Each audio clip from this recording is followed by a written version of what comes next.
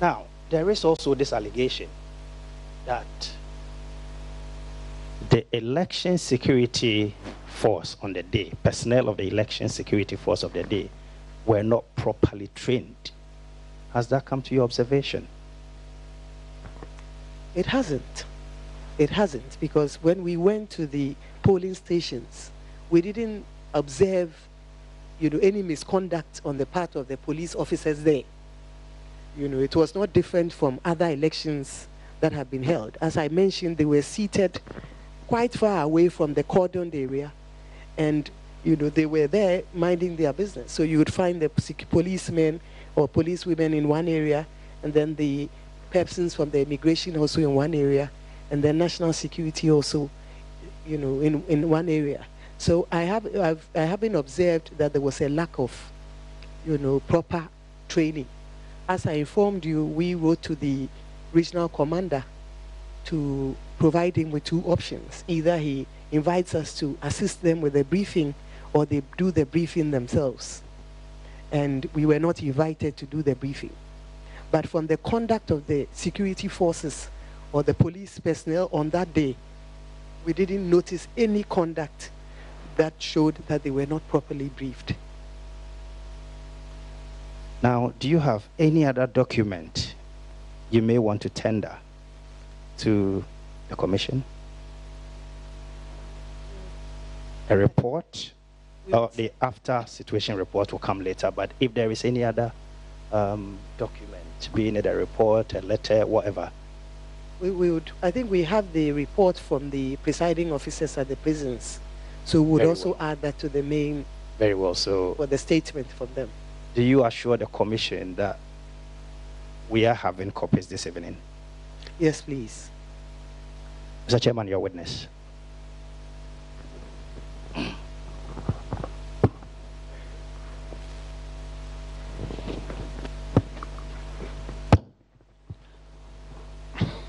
Thank you very much, Mrs. Mensa, for your testimony.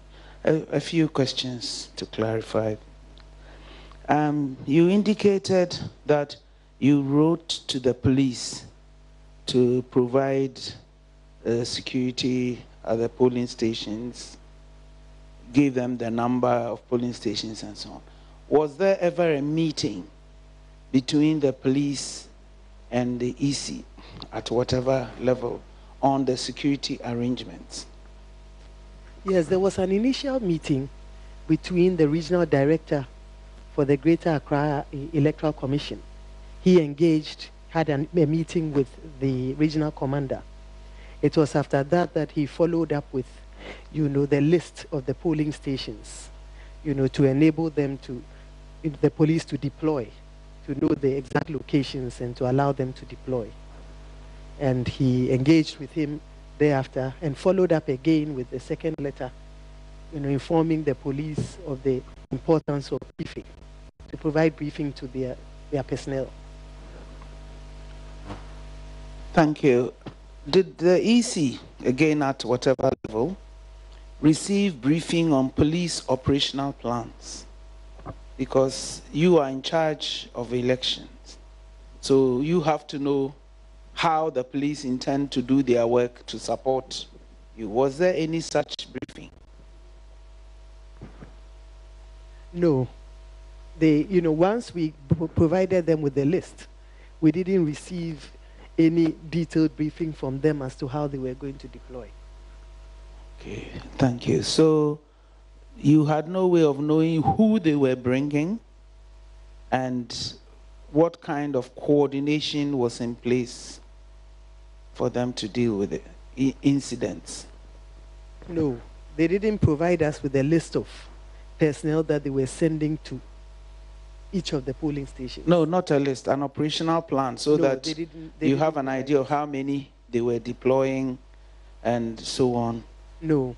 Okay. Now, the presiding officers, they were supposed to be in charge of the police stations, right? Yes. So when I hear that there was an altercation between officers of two security agencies, then I want to know what was the role of the presiding officer. in this matter? Because if the presiding officer is in charge, nobody should be arguing over who should sit where. Yes, indeed. The presiding officer is supposed to be in charge, and I think they try to, restore some normalcy and intervene. So I think they were able to do that. But, they were also busy, ensuring that, voting was taking place when this happened. But they were able to restore normalcy there.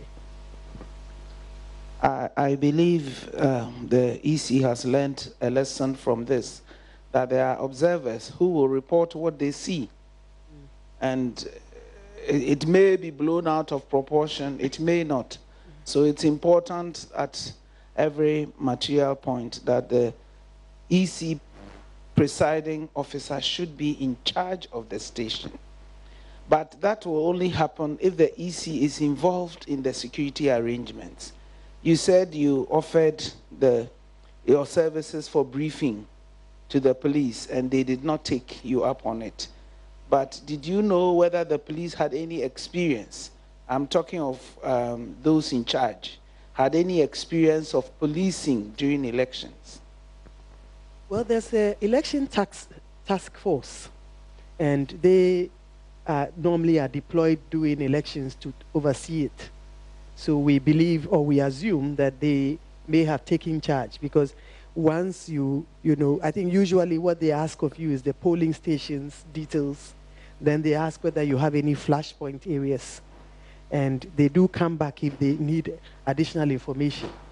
And in this case, we supply them with those, and we believe or we assume that the election task force should have taken over.